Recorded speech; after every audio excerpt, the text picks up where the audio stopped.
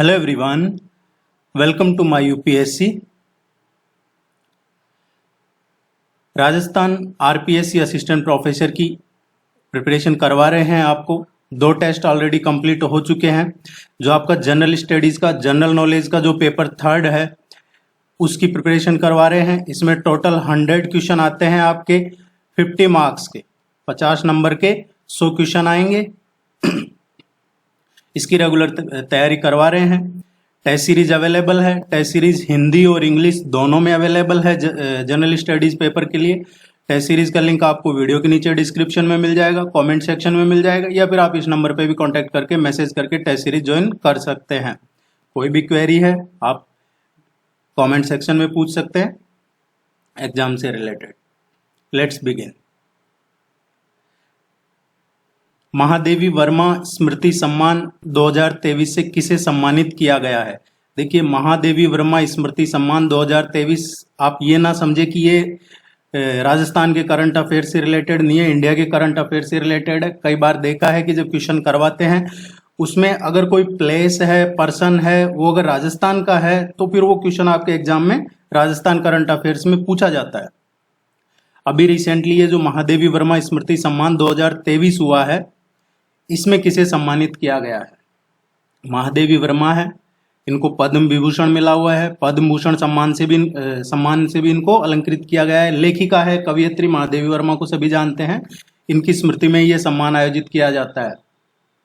2023 का जो सम्मान है ये मिला है डॉक्टर मीरा श्रीवास्तव। ये प्रोफेसर रही है, अभी तो रिटायर्ड हो चुकी है, लेकिन ये प्रोफेसर रही है। जो बीकानेर डिस्ट्रिक्ट है उसमें डूंगर कॉलेज है, वहां पे प्रोफेसर रही है। इनको ये अवार्ड मिला है। इस तरीके के क्वेश्चन आपके एग्जाम में पूछे जाते हैं। राजस्थान राज्य महिला आयोग के अध्यक्ष पद पर कौन आसीन नहीं रहा? इनमें से कौन, जो राजस्थान विमेन कमीशन है महिला आयोग, उसके चेयरमैन नहीं रही है? देखिए, जो राजस्थान महिला आयोग है इसकी स्थापना कब हुई है? यह एस्टैब्लिश हुआ है मई 15, 1999, 15 मई 1999 को इसकी स्थापना हुई थी राजस्थान राज्य महिला आयोग की। और इसकी जो पहली अध्यक्ष है, एग्जाम में यह भी पूछा जा सकता है कि इसकी आयोग की पहली अध्यक्ष, पहली चेयरमैन कौन रही है? श्रीमती कांता कथूरिया। कांता कथूरिया इसकी पहली अध्यक्ष रही है। और अभी प्रेजेंट में जो इसकी चेयरमैन कौन है राजस्थान महिला आयोग की? अभी प्रेजेंट में चेयरमैन है रेहाना रियाज चिश्ती। रेहाना रियाज चिश्ती ये अभी प्रेजेंट में इसकी चेयरमैन है। इसमें कांता कथूरिया, लाड कुमारी जैन, तारा भंडारी ये अध्यक्ष रही हुई है, इसकी चेयरमैन रही हुई है। गिरिजा व्यास, देखिए ये एमपी रही है, मेंबर ऑफ पार्लियामेंट, ये इसकी अध्यक्ष नहीं रही है। सी इसका करेक्ट आंसर होगा। आप चैनल को जरूर सब्सक्राइब कीजिएगा, उससे सपोर्ट रहेगा आपका और आपको भी रेगुलर नोटिफिकेशन मिलता रहेगा। निम्नलिखित में से सही उत्तर बताइए। सही कौन सा है? इनमें से सही मैच कौन सा कर रहा है वो आइडेंटिफाई करना है। ये पर्यटन स्थल है और ये किस जगह पे है ये मैच करना है। देखिए, जो दिलवाड़ा है, दिलवाड़ा में ये दिलवाड़ा जैन मंदिर पूछा जाता है कई बार एग्जाम में। दिलवाड़ा जैन मंदिर कहाँ पे है? ये सिरोही जिले में है दिलवाड़ा जैन मंदिर। माउंट आबू सुना होगा आपने, सिरोही जिले में ये वो भी दिलवाड़ा जैन मंदिर भी यहीं पे है। नाथ द्वारा, श्रीनाथ जी का मंदिर है। नाथ द्वारा कहाँ पे है? ये राजसमंद जिले में पड़ता है नाथ द्वारा। भीनमाल है, भीनमाल जालोर डिस्ट्रिक्ट में है। भीनमाल ये काफी पुराना शहर है और यहाँ से एक क्वेश्चन और कई बार पूछ लिया जाता है भीनमाल से कि एकमात्र महालक्ष्मी मंदिर जो पूरे प्रदेश में प्रसिद्ध है, सबसे पुराना, वो कहाँ पे है? तो ये भीनमाल में ही है।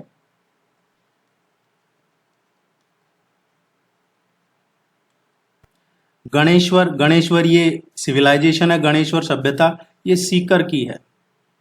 जैसे आहड़ हो गया वैसे गणेश्वर सिविलाइजेशन है ये, और ये गणेश्वर सीकर का है। ये एक्चुअली जो ताम्र युग की संस्कृति है वहां पे है सीकर में। और सीकर में भी कई बार ये डायरेक्ट पूछ लिया जाता है कि जो गणेश्वर ताम्र युगीन संस्कृति है वो कहाँ किससे एसोसिएटेड है, तो सीकर तो जिला है लेकिन ये है नीम का थाना सीकर में। नदी पूछ ली जाती है कई बार गणेश्वर सभ्यता से रिलेटेड, तो ये कांतली रिवर है। कांतली रिवर के उद्गम पे ही ये सभ्यता है। तो इसका जो करेक्ट आंसर आएगा, फर्स्ट इसका करेक्ट आंसर होगा। राजस्थान विधानसभा के अध्यक्ष डॉक्टर सीपी जोशी को किस देश के हाईएस्ट सिविलियन अवार्ड से सम्मानित किया गया है? अभी रिसेंटली ये हाईएस्ट सिविलियन अवार्ड से इनको सम्मानित किया गया है। देखिए, अभी जो विधानसभा अध्यक्ष है राजस्थान की विधानसभा के, ये डॉक्टर सीपी जोशी हैं। अभी कौन सी वर्तमान में जो विधानसभा है, 15वीं विधानसभा, 15th जो विधानसभा है उसके अध्यक्ष है सीपी जोशी, कांग्रेस पार्टी से ही है। और ज्यादातर लोगों को पता होगा 2008 की बात है, 8 से और फिर 13 तक तो कांग्रेस की सरकार रही है, 13 से 18 बीजेपी रही है, 18 से अभी 23 में कांग्रेस चल रही है। तो 2008 में जब इलेक्शन हुए थे, जब सभी को ये लग रहा था कि कांग्रेस की सरकार आएगी तो सीपी जोशी राजस्थान के मुख्यमंत्री बनेंगे, लेकिन राजस्थान के मुख्यमंत्री गहलोत साहब बन गए। उसके बाद में वैसा ही अभी 2018 में जब जब उस टाइम भी ज्यादातर लोगों को लग रहा था कि सचिन पायलट राजस्थान के चीफ मिनिस्टर बनेंगे, लेकिन फिर गहलोत साहब बन गए। और सीपी जोशी जब ये 2008 का चुनाव हुआ था, 1 वोट से चुनाव हार गए थे, इसलिए ये मुख्यमंत्री नहीं बन पाए। हो सकता है जीत जाते तो भी बनते नहीं बनते। ये अवार्ड की बात करते हैं, ये सब इसलिए बताया था कि आपको क्वेश्चन अच्छे से याद रहेगा। आयरलैंड ने दिया है ये अवार्ड, आयरलैंड के टिपरेरी में ये समारोह हुआ था, वहां पे ये सम्मान इनको दिया गया है।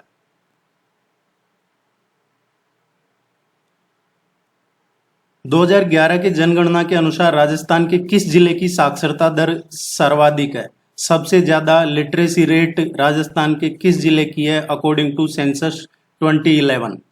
2011 की जो सेंसस है उसके अकॉर्डिंग राजस्थान की जो लिटरेसी रेट है, साक्षरता दर है 2011 की जनगणना के अनुसार, ये है 66.11। अब मेल साक्षरता रेट, ये तो ओवरऑल साक्षरता रेट है। अब इसमें से मेल लिटरेसी रेट कितनी है, फीमेल लिटरेसी रेट कितनी है? मेल साक्षरता दर जो रही है 79.19% रही है, जबकि जो फीमेल लिटरेसी रेट 2011 की थी, होप अब ये नया जब सेंसस होगा जो अभी चल रहा है पेंडिंग में, तो ये दोनों ही मेल और फीमेल दोनों की लिटरेसी रेट होपफुली बढ़ेगी। ये फीमेल लिटरेसी रेट थी। तो ये इस तरीके से क्वेश्चन पूछ ले जाते हैं आपसे कई बार, इसलिए आपको यहाँ डिटेल में बताया जा रहा है। राजस्थान की रूरल लिटरेसी रेट कितनी थी? 2011 की जनगणना की बात करें तो जो ग्रामीण साक्षरता दर है, ग्रामीण साक्षरता दर थी 61.44%। इसमें से एक क्वेश्चन और जो बनता है यहां से, ये ओवरऑल ग्रामीण साक्षरता दर है 61.44 है, ये ओवरऑल है। और इसमें भी अगर मेल की देखेंगे तो 76.16 है, एंड फीमेल की देखेंगे तो फीमेल की है 45.8।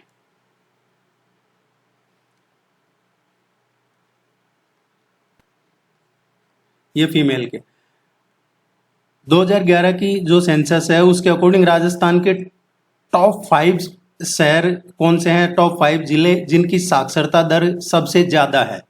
तो ये भी मैं आपको साथ में बता दूं, कोटा की साक्षरता दर सबसे ज्यादा है। तो इस क्वेश्चन का आंसर भी आपको क्लियर हो गया होगा कि कोटा की लिटरेसी रेट सबसे ज्यादा है। कोटा की लिटरेसी रेट कितनी है? 76.6।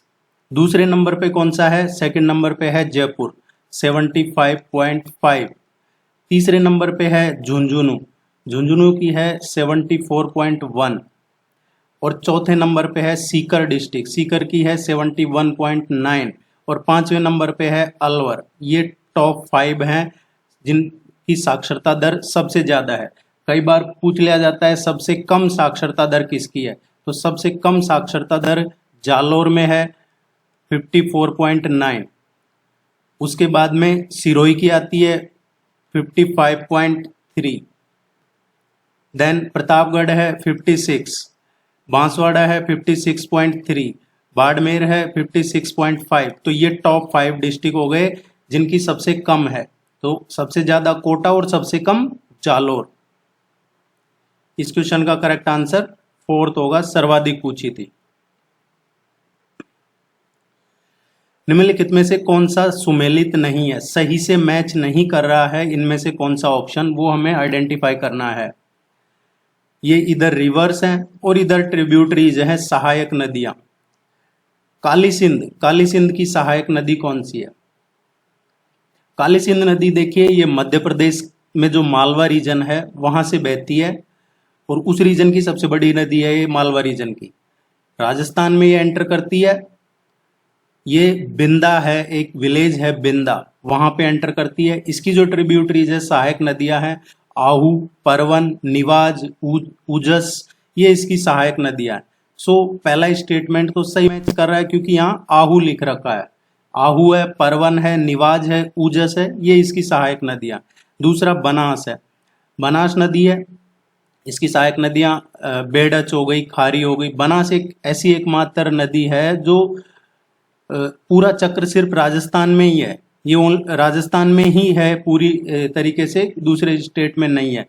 नाथद्वारा, कांकरोली, राजसमंद, भीलवाड़ा, इन डिस्ट्रिक्ट्स में से बहती हुई फिर ये आगे टोंक, सवाई माधोपुर और फिर इसके पश्चात जो रामेश्वरम है, त्रिवेणी, सवाई माधोपुर में, वहां पे चंबल में मिल जाती है। तो ये पूछा जाता है कई बार कि ये चंबल में कहाँ मिलती है, तो सवाई माधोपुर के बाद में जो रामेश्वरम है, त्रिवेणी बोलते हैं उसको, उसके नजदीक है सवाई माधोपुर में ही चंबल में मिल जाती है। टोटल इसकी लगभग 512 किलोमीटर इसकी लेंथ है। इसकी जो ट्रिब्यूटरीज है, सहायक नदियां हैं, बेडच है, कोठारी है, मासी है, खारी, मुरेल, धुंध। तो ये ऑप्शन भी सही है, कोठारी दे रखा है तो इसकी बेडच, खारी, कोठारी, मासी, मुरेल, धुंध, ये इसकी सहायक नदियां हैं। चंबल की बात करते हैं। चंबल नदी ये यमुना की सहायक नदी है। जानापाव के जो पहाड़ियां हैं वहां से निकलती है चंबल। इसका जो एंशियंट नेम है चंबल का वो चरमण्यवती भी है। और इसकी जो ट्रिब्यूटरीज है, सहायक नदियां चंबल की, सिप्रा है, सिंध है, काली सिंध, कूनू रिवर, ये सभी इसकी सहायक रिवर्स है। और ये जो राजस्थान है उसमें चित्तौड़गढ़ का जो 84गढ़ है और धौलपुर, फिर उसके बाद माधोपुर, इनमें फ्लो करती है। चित्तौड़गढ़ हो गया, कोटा हो गया, माधोपुर हो गया, इनमें मेनली ज्यादा फ्लो करती है। उसके बाद में मध्य प्रदेश में भी ये धार, उज्जैन, रतलाम, मंदसौर, भिंड, मुरैना, इन डिस्ट्रिक्ट्स में फ्लो करती है। सो इसका जो करेक्ट आंसर है, जैसे हमने देखा, इसकी सहायक नदियां कौन सी है, सिंध है, काली सिंध है, कूनू है, ये इसकी मेज है, ये इसकी सहायक नदियां हैं।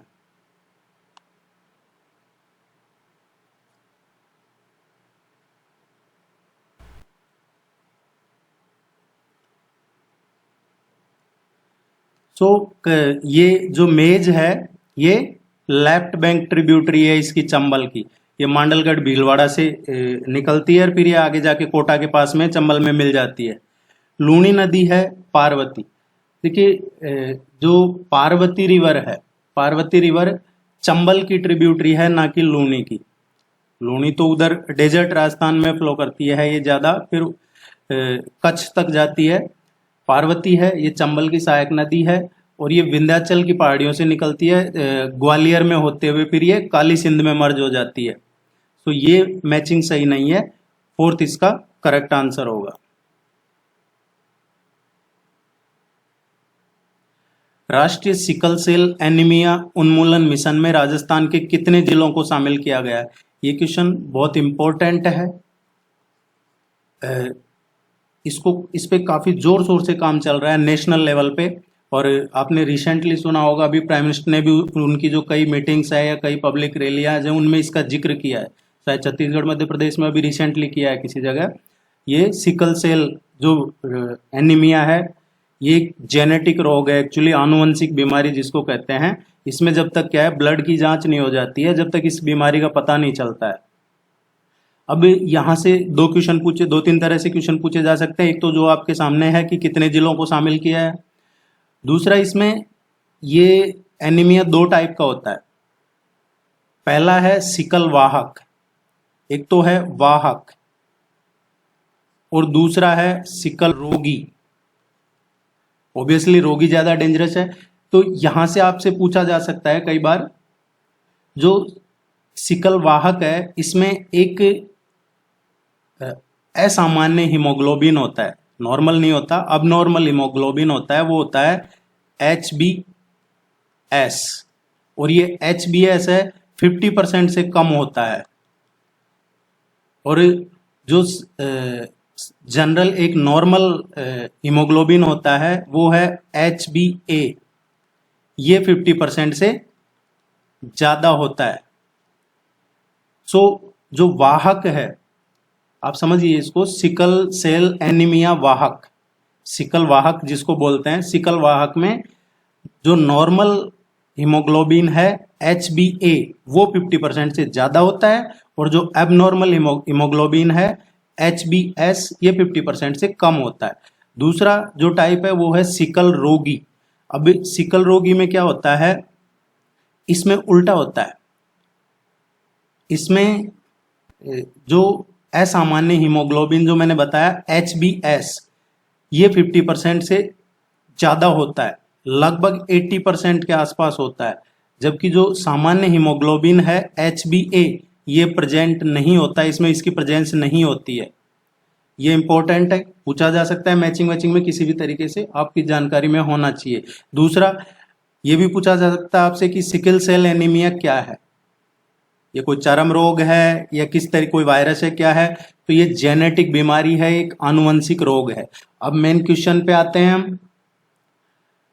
राजस्थान में आगामी 3 वर्षों में जो टारगेट रखा है वो रखा है 38.89 लाख लोगों की स्क्रीनिंग का, 38,89,000 लोगों की स्क्रीनिंग का अगले 3 साल में टारगेट रखा गया है। और जो बजट है 2023-24 उसमें भी ये कंसिडर किया गया है इसको। भारत का जो मिशन है राष्ट्रीय सिकल सेल एनीमिया उन्मूलन मिशन, वो उसका टारगेट है 2047 तक इसको खत्म करना देश से। राजस्थान के कितने जिलों को शामिल किया गया है? राजस्थान के बांसवाड़ा, डूंगरपुर, प्रतापगढ़, उदयपुर, सिरोही, राजसमंद, चित्तौड़गढ़ और पाली, ये 8 डिस्ट्रिक्ट इसमें शामिल किए गए हैं। बांसवाड़ा, डूंगरपुर, प्रतापगढ़, उदयपुर, सिरोही, राजसमंद, चित्तौड़गढ़ और पाली, ये 8 जिले हैं राजस्थान के जो इसमें शामिल किए गए हैं। ये बहुत इंपॉर्टेंट क्वेश्चन है, आप इसको जरूर पढ़िएगा। राजस्थान के पूर्व पश्चिम और उत्तर दक्षिण विस्तार में कितना अंतर है?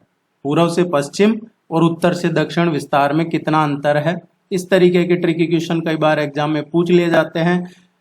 सो देखिए 869 एंड 826, जो उत्तर से दक्षिण है ये है, पूर्व से पश्चिम है इतना है, दोनों में डिफरेंस 43 किलोमीटर का है।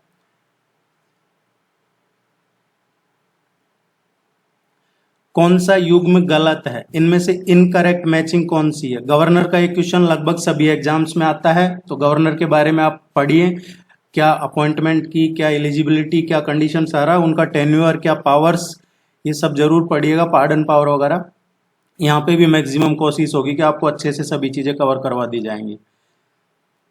टेस्ट सीरीज ज्वाइन करते हैं तो आपको नोट्स मिल जाते हैं, ये टेस्ट का PDF मिल जाता है, प्रैक्टिस टेस्ट का लिंक मिल जाता है,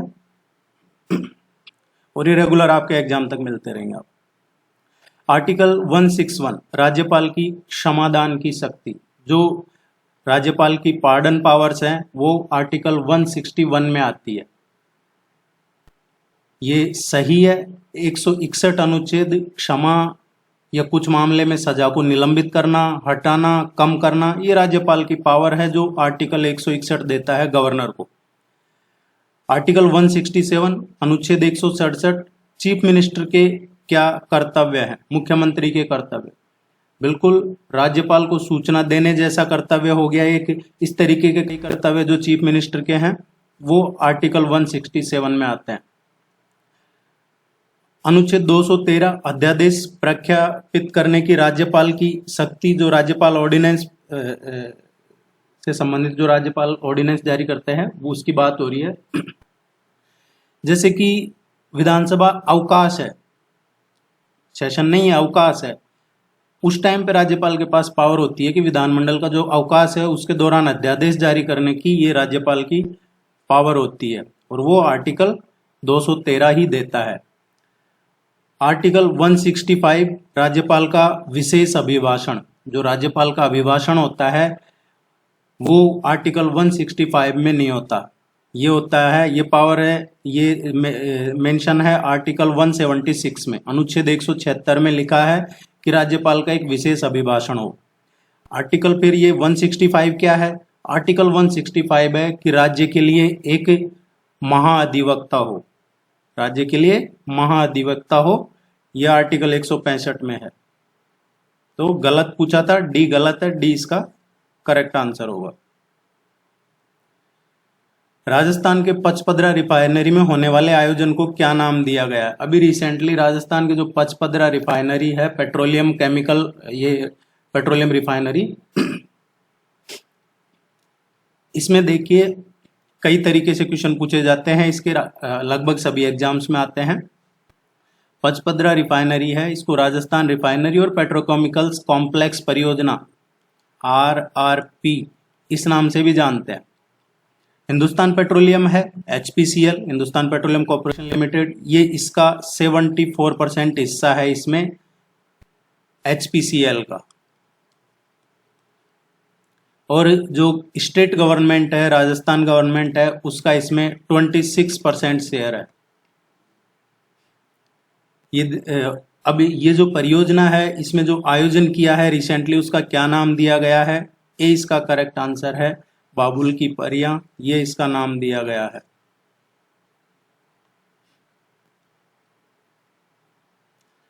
बागदड़ा क्रोकोडाइल कंजर्वेशन रिजर्व किस डिस्ट्रिक्ट में स्थित है? ये किस जिले में है बागदड़ा क्रोकोडाइल कंजर्वेशन रिजर्व? एक दो क्वेश्चन, कई बार एक, कई बार दो question tiger reserve, national park, इनके पूछे जाते हैं। ये सभी आपको फ्रिक्वेंटली यहाँ करवाए जा रहे हैं, आगे भी करवाते रहेंगे। ये एक्चुअली उदयपुर में है। ये पूरा एरिया है जो क्रोकोडाइल्स के लिए रिजर्व है, मगरमच्छ के लिए। यहाँ पैंथर भी है, अजगर भी है, हाइना भी है जिनको जरक वगैरह कहते हैं, और भी कई दूसरे वन्य जीव हैं। और इसको गवर्नमेंट ने एक इको टूरिज्म सेंटर के रूप में भी डेवलप किया है। उदयपुर में है। अगर उदयपुर ऑप्शन में नहीं है तो कई बार झामर कोटड़ा भी आता है, जो उदयपुर से झामर कोटड़ा है, झामर कोटड़ा इस मार्ग पे है एक्चुअली।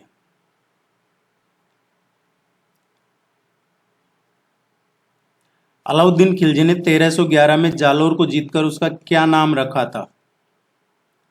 अलाउद्दीन खिलजी ने, देखिए 1311 में क्या था कि जो कानड़ देव थे, उनकी वो मृत्यु हो गई थी। उसके बाद से ही जालोर में जो चौहान डायनेस्टी थी वो पतन हो गया था 1311 में।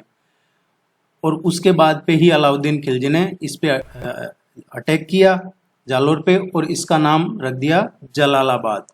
देखिए उस टाइम पे ये सब रखा था। अभी अगर इनको रिवर्ट करते हैं तो काफी लोग इस पे ऑब्जेक्शन करते हैं, नाम चेंज क्यों किया जा रहा है। लेकिन ये जो आक्रांता आए हैं, इन्हीं के टाइम पे ये सब नाम वगैरह चेंज हुए हैं, जबकि अलाउद्दीन खिलजी तो लुटेरा था। जलालाबाद रखा था इसका नाम, ये ध्यान रखना 1311 में। निम्नलिखित में से कौन सा राष्ट्रीय भूवैज्ञानिक स्मारक स्थल सही सुमेलित है? राष्ट्रीय भूवैज्ञानिक स्मारक है और ये कौन सी जगह पे है और इन्हें सही से मैच कर रहे हैं, ये देखना है। महान सीमा भ्रंश, the great rift valley, Satur Bundi. देखिए जो महान सीमा भ्रंश, ये एक टेक्टोनिक शेप है एक्चुअली, जो विंध्य की जो तलछटी चट्टानें हैं या जो ईस्टर्न विंध्य चट्टानें हैं, उनके बीच के संपर्क की वजह से है ये। ये कहाँ फैली हुई है? ये फैला हुआ है स्पेशली बूंदी और सवाई माधोपुर में। बूंदी एंड जो सवाई माधोपुर डिस्ट्रिक्ट है, बूंदी सवाई माधोपुर, इनमें फैला हुआ है ये पूछा जाता है कई बार एग्जाम में, तो आप ध्यान रखिएगा। महान सीमा भ्रंश बूंदी और सवाई माधोपुर। सेंद्रा ग्रेनाइट है, ये राजस्थान में है, जैसलमेर में नहीं है। ये कहाँ पे है? पाली जिले में है एक्चुअली।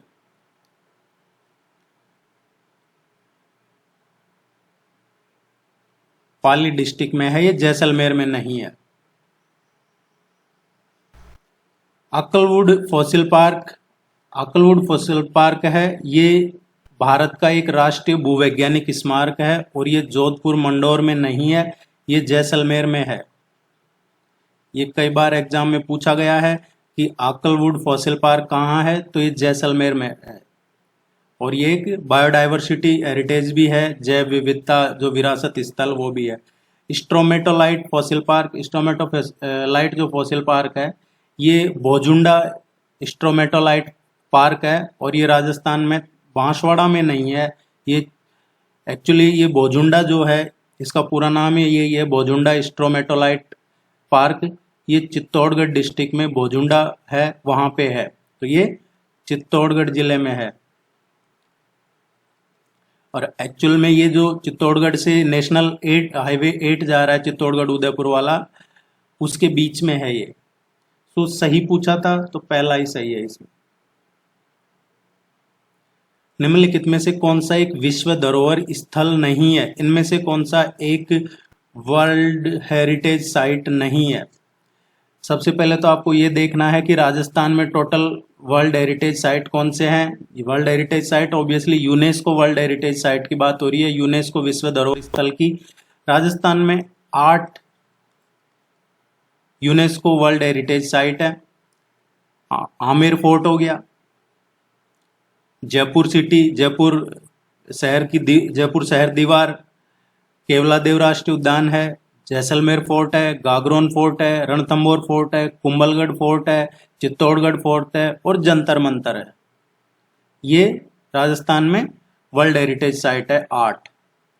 इनमें से कौन सा नहीं है? तो Haldi Ghati world heritage site नहीं है। बाकी जयपुर का एक परकोटा शहर है, ये अभी सबसे लास्ट में जो हेरिटेज का दर्जा जिसे मिला है इसी को ही मिला है, जयपुर सिटी को ही। गुलाबी नगरी जयपुर का है, जो 1727 ईस्वी में जयपुर के जो थे महाराजा सवाई जय सिंह द्वितीय, उन्होंने ही जयपुर की स्थापना की थी। जयपुर टाउन का प्लानिंग वगैरह, आर्किटेक्ट, ये सबसे हटके है। और देखिए 1727 में इसकी स्थापना की, उसके बाद 1727 में जो परकोटे की दीवार है, परकोटा जो लोग राजस्थान से हैं वो जानते हैं जयपुर का परकोटा, उसका निर्माण शुरू हुआ। परकोटे की दीवार है ये 1734 में बन के तैयार हो गई थी। उसके बाद 1875 में सवाई राम सिंह ने इसका गुलाबी कलर करवाया था। जयपुर में अभी तो आउटर जो चीजें बनती है उनमें पिंक कलर नहीं होता, अदरवाइज जयपुर का अंदर का जो पूरा सिटी है वो मोस्टली पिंक कलर से है। That's why Jaipur is called the pink city. और ये किसने करवाया था कलर? सवाई राम सिंह ने 1875 में। उसके बाद 1942 में सवाई मान सिंह द्वितीय और उस टाइम के जो तत्कालीन प्राइम मिनिस्टर थे मिर्जा इस्माइल, उन्होंने जयपुर को दिया है आधुनिक रूप जो अभी प्रेजेंट में है। और उसके बाद में 1942 में ये बाजार जो हैं जिनमें बरामदे बने हुए हैं, जो अलग अलग पॉल्स हैं, मार्केट अलग अलग देखते हैं आप पुराने जयपुर में, वो सब बनवाए हैं। जयपुर को जो ये हेरिटेज वर्ल्ड हेरिटेज मिला है इसकी घोषणा हुई थी। ये क्वेश्चन बड़ा ट्रिकी है, पूछा जाता है कई बार कि ये कब अनाउंसमेंट हुआ था, तो ये जुलाई 2019 में इसकी घोषणा हुई थी कि जयपुर को वर्ल्ड हेरिटेज साइट बनाया जाएगा। और इसको सर्टिफिकेट कब मिला है? जयपुर विश्व धरोहर शहर बन गया, ये सर्टिफाइड कब हुआ है? 5 फरवरी 2020 को ये सर्टिफाइड हुआ है और जुलाई 2019 में इसकी घोषणा हुई थी। ये जरूर आप ध्यान रखिएगा।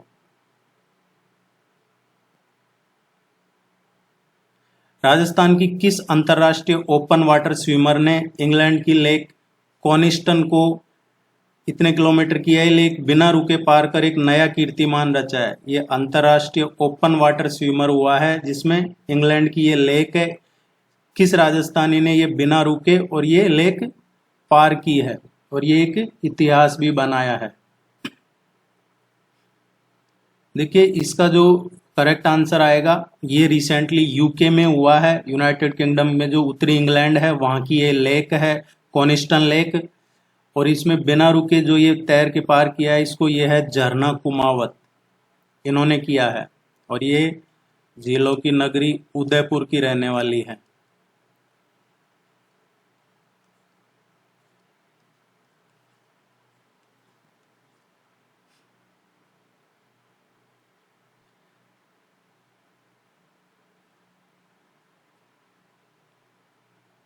तेरह ताली नृत्य में किस लोक देवता का यशोगान किया जाता है?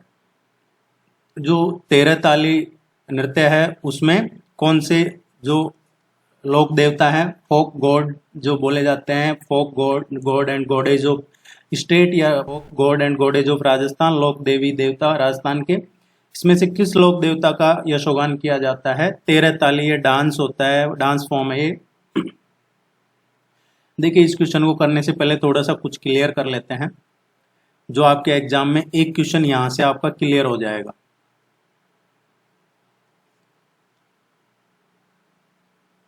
ये है भील ट्राइब, कालबेलिया ट्राइब और गरासिया ट्राइब। इनमें से ही एक क्वेश्चन 100% पूछा जाता है डांस का। भील के कौन से डांस है? गैर डांस है, ये भील ट्राइब्स का है, भील जनजाति का। इसके अलावा गौरी है, ये भी भील जनजाति का है। हाथीमना है, ये भी भील जनजाति का है। इसके अलावा ये द्विचाकरी है, ये भी भील जनजाति का है। और एक है नेजा है, ये भी भील जनजाति का है। ये 5 इंपॉर्टेंट डांस हैं भील जनजाति के जो आपको याद रखने हैं। कालबेलियाई जनजाति है, इसमें संकरिया है, संकरिया। इसके अलावा बगड़िया है। ये अभी रिसेंट एक एग्जाम हुआ था, इसमें क्वेश्चन आया था ये इंडोनी डांस किसका है? इन्हीं का ही है। चक्री डांस है और ये पनिहारी है। ये कालबेलियाई डांस है। ये सब आदिवासी लोक नृत्य में आते हैं, ये भीलों के हैं। ये कालबेलियाई है और जो ग्रासिया है, ग्रासिया भी एक आदिवासी जनजाति है। वालर डांस, मांडल डांस, जवार, लूर और मोरिया, ये टॉप, ये हर ट्राइब के मेन इंपॉर्टेंट 5-5 डांस आपको बता दिए हैं। इनको आप रट लीजिए, याद कर लीजिए, समझ लीजिए, जैसे भी आपको लगे आप इनको जरूर ध्यान में रखना है। 13 ताली डांस नृत्य की बात हो रही थी। 13 ताली में ये एक काफी जटिल है डांस फॉर्म है जो, और ये रामदेव जी के लिए है। इसमें तलवार वगैरह का भी प्रयोग होता है, इसलिए बताया मैंने कि ये जटिल है। पखवाजा, ढोलक, सारंगी, तलवार, इस तरह की चीजें। निम्नलिखित में से कौन से विधानसभा चुनाव में राजस्थान विधानसभा के सदस्यों की संख्या 184 से बढ़कर 200 कर दी गई?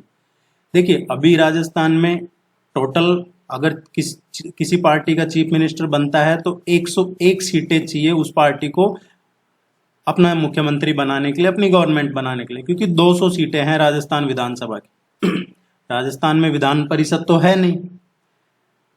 अब ये क्वेश्चन पूछ रहा है कि 184 से 200 कब हुई है?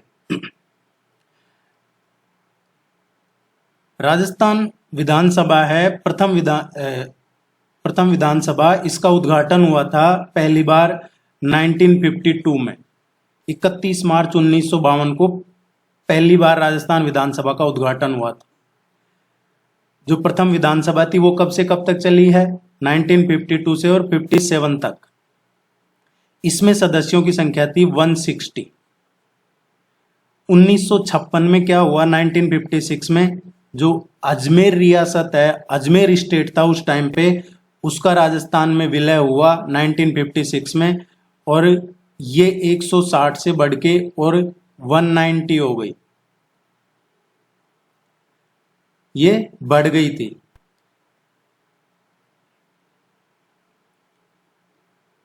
ये एक्चुअली 184 हो गई थी, 184 हो गई थी। इसके बाद में छठी जो विधानसभा आई है, छठी विधानसभा, इसमें 184 से और 200 की गई है।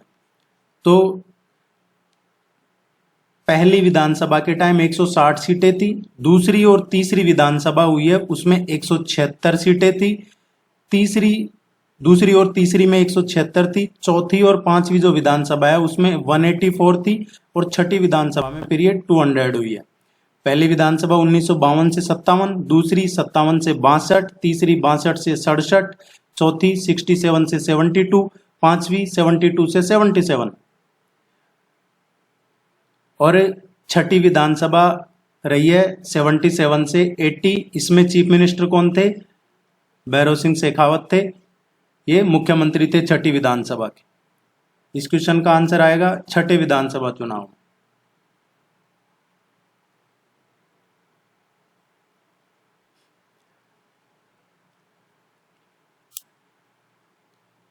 राजस्थान की निम्न पर्वत श्रेणियों को ऊंचाई के बढ़ते क्रम में व्यवस्थित कीजिए। ऊंचाई के बढ़ते क्रम में व्यवस्थित करना है इनको।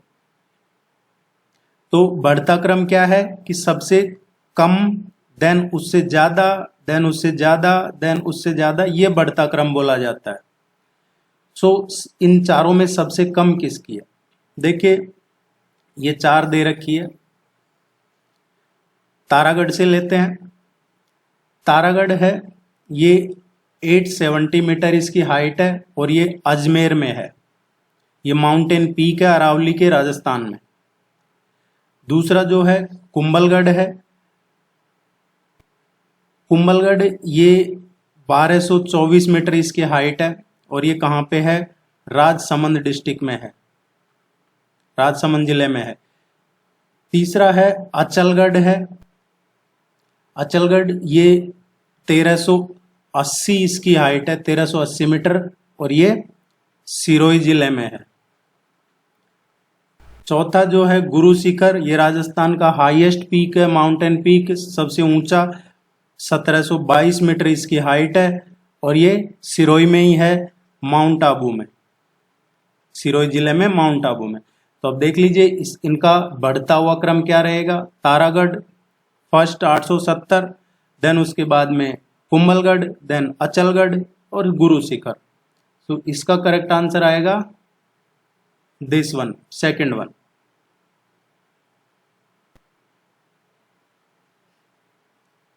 ये जो कुंभलगढ़ है, चाइना की दीवार के बाद में ये इसकी जो दीवार है वो एक काफी ग्रेट वॉल कहा जाता है। चीन की दीवार के बाद में दूसरे नंबर की यही है, कुंभलगढ़ की दीवार। भारत की महान दीवार कहा जाता है इसको।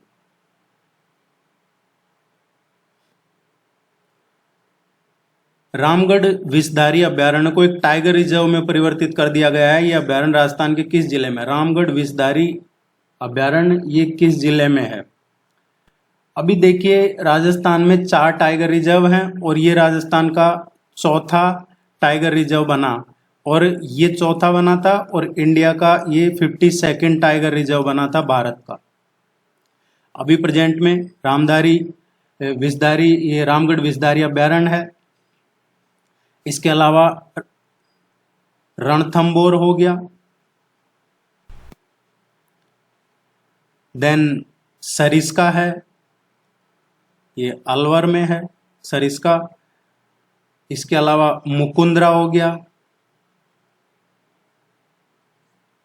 ये 3 और चौथा रामगढ़। तो ये 4 टाइगर रिजर्व है अभी राजस्थान में, और ये किसके अंतर्गत किए जाते हैं? जो NTCA है, नेशनल टाइगर कंजर्वेशन अथॉरिटी, राष्ट्रीय बाघ संरक्षण प्राधिकरण, 1972, इसके अकॉर्डिंग ये इनको किया जाता है, जो ये इनका स्टेटस दिया जाता है वो दिया जाता है।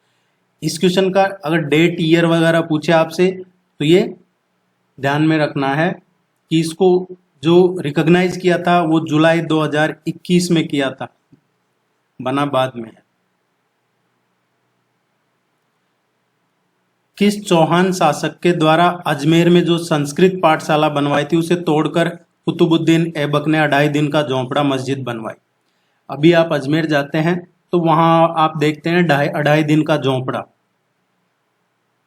तो ये जो 2.5 दिन का झोंपड़ा है ये संस्कृत स्कूल था, संस्कृत पाठशाला थी, जो किसने बनवाई थी? चौहान डायनेस्टी के टाइम पे बनी थी। और ये जो विग्रहराज फोर्थ थे, विग्रहराज फोर्थ मतलब बीसल देव,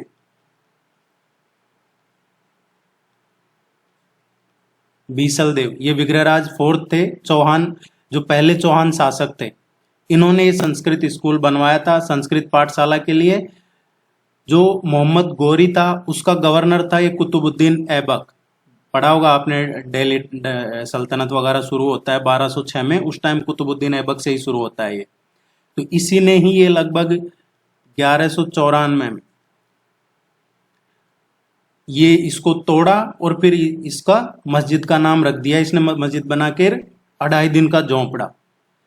और ये इसका जो मेन गेट है, जो ये 2.5 दिन का झोंपड़ा है, इसका जो मेन गेट है उसके लेफ्ट साइड में संगमरमर का एक शिलालेख है, उस पे बाकायदा ये लिखा हुआ है संस्कृत में, ये उल्लेख है कि ये पहले एक संस्कृत स्कूल था, ये बाकायदा इस पे लिखा हुआ है।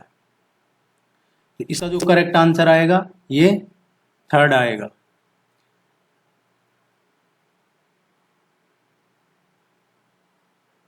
यहाँ पे 90s के जो एरा था, 90 का दशक, उसमें ये जो मस्जिद है 2.5 दिन का, यहाँ पे कई देवी देवताओं की प्राचीन मूर्तियां यहाँ बिखरी हुई पड़ी थी जिन्हें बाद में किसी सुरक्षित स्थान पे रखा गया था। आप टेस्ट सीरीज जरूर ज्वाइन कर लीजिएगा। कई बार आप पूछते हैं टेस्ट सीरीज कैसे ज्वाइन करनी है, आप वेबसाइट पे जाके चेक कर सकते हैं, आपको डिस्क्रिप्शन में मिल जाएगा लिंक, कमेंट सेक्शन में मिल जाएगा, इस नंबर पे भी आप मैसेज करके कांटेक्ट करके ज्वाइन कर सकते हैं। विश्व का सबसे बड़ा सौर ऊर्जा पार्क बड़ला कहाँ पे अवस्थित है? पूरे वर्ल्ड का सबसे बड़ा जो सोलर पार्क है ये किस जगह पे है?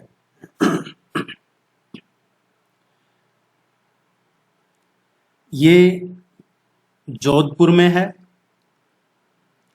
अगर जोधपुर कई बार ऑप्शन में नहीं आता है तो ये फलौदी में है। फलौदी तहसील है जोधपुर डिस्ट्रिक्ट में, उसमें है। अगर फलौदी भी ऑप्शन में नहीं आता है तो ये फलौदी तहसील का विलेज है बड़ला। बड़ला ये प्रॉपर एरिया है, फलौदी तहसील में आता है जोधपुर डिस्ट्रिक्ट में, वहां पे है, उसी के नाम पे ही रखा है। ये पूरे वर्ल्ड का सबसे बड़ा सोलर पार्क है। इसमें लगभग 18 बड़ी बड़ी कंपनियों के 36 सोलर प्लांट लगे हुए हैं। ये तकरीबन 50,000 स्क्वायर किलोमीटर में फैला हुआ है। 14,000 एकड़ यानी कि लगभग 50,000 स्क्वायर किलोमीटर हो जाता है, उसमें फैला हुआ है। राजस्थान के पहले आयुर्वेदिक चिकित्सा केंद्र हेल्थ एंड वेलनेस सेंटर का शिलान्यास किस स्थान पर किया गया है? इंपॉर्टेंट इसलिए हो जाता है क्योंकि राजस्थान का पहला आयुर्वेदिक चिकित्सा केंद्र हेल्थ एंड वेलनेस सेंटर है। इसका शिलान्यास किया है अभी, कहाँ पे किया गया है? ये इस तरीके के क्वेश्चन बहुत इंपॉर्टेंट होते हैं और ये फ्रीक्वेंटली एग्जाम में पूछे जाते हैं। ये है खमनौर में। अगर खमनौर ऑप्शन में नहीं आता है तो राजसमंद में, ये राजसमंद जिला है, खमनौर है, इसकी तहसील है। अगर खमनौर राजसमंद ऑप्शन में नहीं आते हैं, कोई ज्यादा ही डीप में पूछना चाहता है तो फिर आप इसकी एक ग्राम पंचायत है फतेहपुर, ये फतेहपुर में है। और अगर फतेहपुर भी नहीं दिया जाता है तो ये प्रॉपर जो जगह है, जिस जगह पे बना है इसका भूमि पूजन और शिलान्यास हुआ है, वो है एक गांव है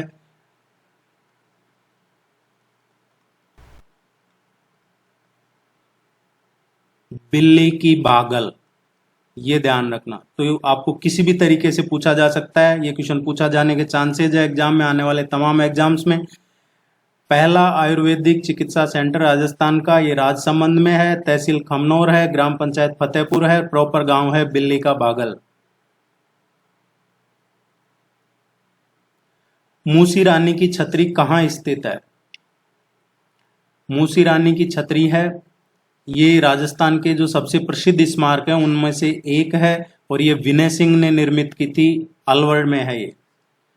इसको किसने बनाया था? विनय सिंह ने बनाया था। एक्चुअली ये 2 मंजिल की है, और उस टाइम इसका निर्माण जो महाराजा ये विनय सिंह ने करवाया था, जो उस टाइम पे महाराजा थे बख्तावर सिंह, और उनकी जो रानी थी रानी मूसी, उसके सम्मान में।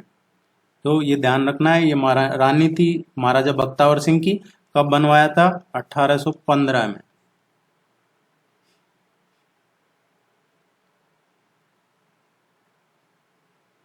और जो जिनकी बात कर रहे हैं महाराजा बख्तावर सिंह, ये कौन थे? ये जो विनय सिंह थे, ये अलवर के महाराजा थे। अलवर के महाराजा थे। इनके पिता थे ये महाराजा बख्तावर सिंह। इनकी याद में बनवाया था ये मूसी रानी की छतरी। हाल ही में राजस्थान में यूरेनियम के बड़े भंडार पाए गए हैं। किस जगह पे पाए हैं ये यूरेनियम के बड़े भंडार?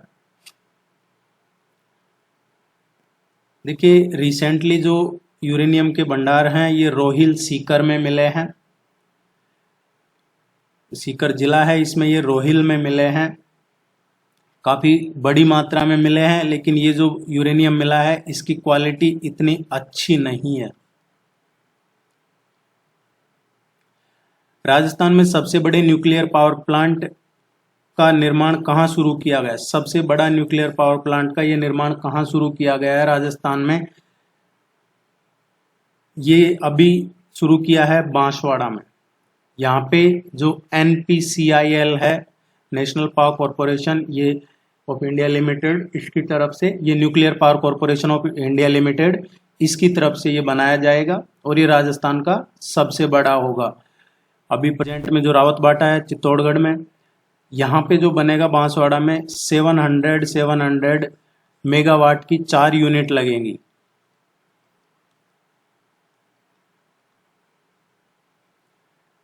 और ये इंडिजीनियस टेक्नोलॉजी पे बेस्ड होगा, जिसको बोलते हैं हम स्वदेशी निर्मित होगा। ये बांसवाड़ा है, इसके बारे में पता होगा, पढ़ना जरूर। इसकी स्थापना की थी बांसिया भील ने,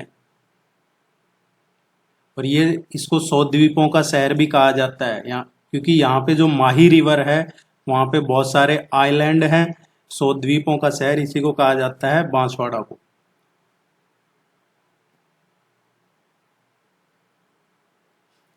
इनको मैच करना है। ये राम स्नेही संप्रदाय की शाखा है, और ये किसने स्थापना की? डायरेक्ट क्वेश्चन भी पूछ लिया जाता है कई बार कि सिंगथल राम स्नेही संप्रदाय की स्थापना किसने की, शाहपुरा संप्रदाय राम स्नेही संप्रदाय की स्थापना किसने की। इसलिए ये आपको एक बार में ही क्लियर करवाने के लिए ये क्वेश्चन करवाया है यहाँ पे, ताकि एक साथ क्लियर हो जाएगा आपके। राम स्नेही संप्रदाय का एक क्वेश्चन पूछा जाता है।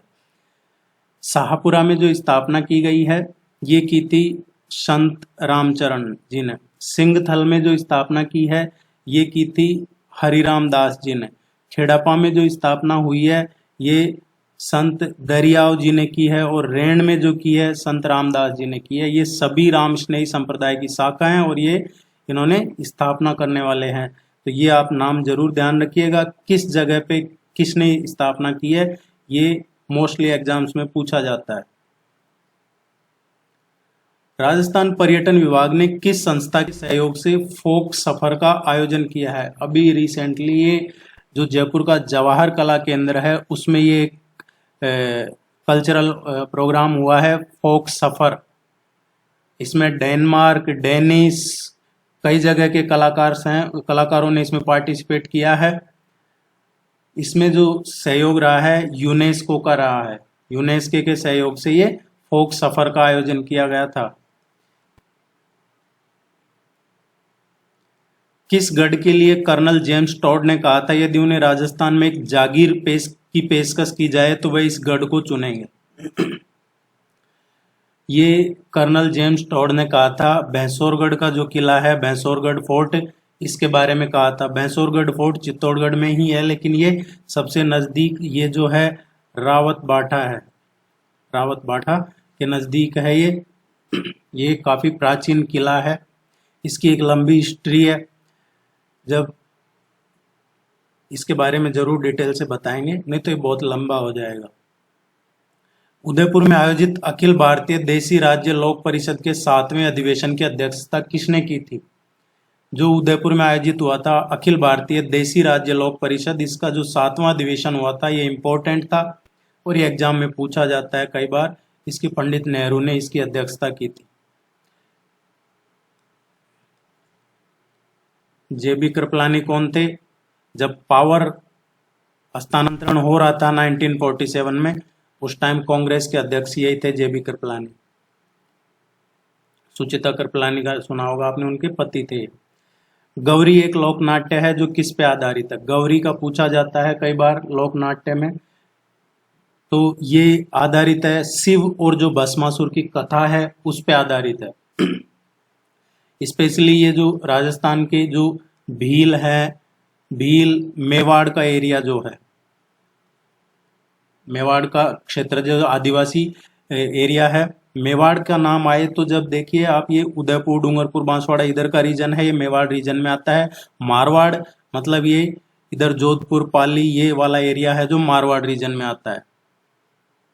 ये जो गौरी है ये हर साल जुलाई और सितंबर में मनाया जाता है, लगभग 40 डेज तक चलता है, ये काफी लंबा त्योहार है इनका।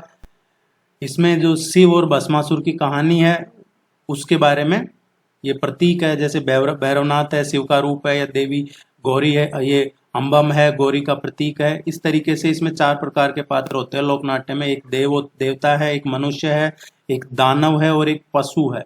और इसका एक क्वेश्चन और पूछा जाता है अक्सर एग्जाम में, इसका पूछा जाता है घड़वन और पलवन, घड़वन और बलवन किससे संबंधित है? तो घड़वन और बलवन ये गौरी जो लोकनाट्य है उसी से संबंधित है। घड़वन क्या होता है? इस गौरी के जो अंत होता है, जब ये 40 डेज हैं इनमें जब अंत होने लगता है इस त्योहार का, तो अंत के जो पहले के 2 दिन है वो होता है, अंत के पहला दिन है वो घड़वन होता है, और अंत से 1 दिन पहले वाला दूसरा दिन जो होता है वो बलवन होता है। तो आखिरी के 2 दिन होते हैं जिनमें पहला घड़वन दूसरा बलवन।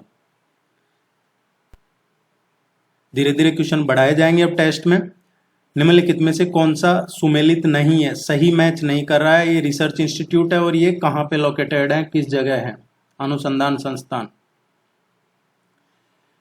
राष्ट्रीय बीज मसाला अनुसंधान केंद्र तिजारा, ये जो राष्ट्रीय बीज मसाला अनुसंधान केंद्र है ये तिजारा में नहीं है, ये डूमरा में है।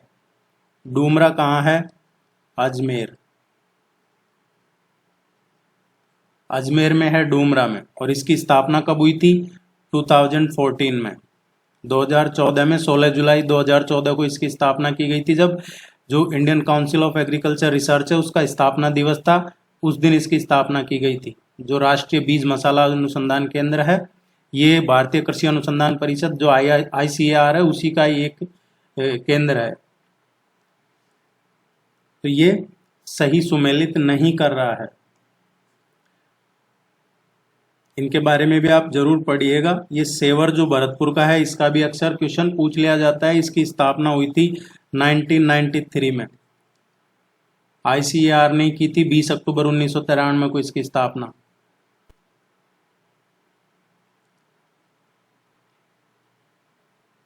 राजस्थान के रीति रिवाजों में मौसर किसे कहा जाता है? राजस्थान के जो रीति रिवाज हैं उनमें मौसर किसे कहा जाता है? मौसर एक्चुअली क्या है, ये जो 12वां दिन होता है उसको बोलते हैं। परिवार के किसी सदस्य की मृत्यु वगैरह के अवसर पे जो औपचारिक एक भोज का कार्यक्रम होता है वो 12वें दिन का, उसको बोलते हैं ये मृत्यु भोज जो है वो है मौसर। और ये स्पेशली इसमें होता है, डी इसका करेक्ट आंसर आएगा, ये होता है जो जाट या फिर जो विश्नोई कम्युनिटी है उसमें ज्यादा देखने को मिलता है। ये मौसर की बात हो रही है क्योंकि अलग अलग कम्युनिटी कास्ट में इसको अलग अलग नाम से बोलते हैं, कहीं नुक्ता बोलते हैं, कहीं मौसर बोलते हैं। सो उम्मीद है आपको यूजफुल लगा होगा। आप चैनल को सब्सक्राइब कीजिए, वीडियो को लाइक किए बिना मत जाइए, टेस्ट सीरीज ज्वाइन कर लीजिए, आपकी रेगुलरिटी बनी रहेगी, आपके एग्जाम में अच्छे से तैयारी हो जाएगी। All the very best, good luck, thank you very much.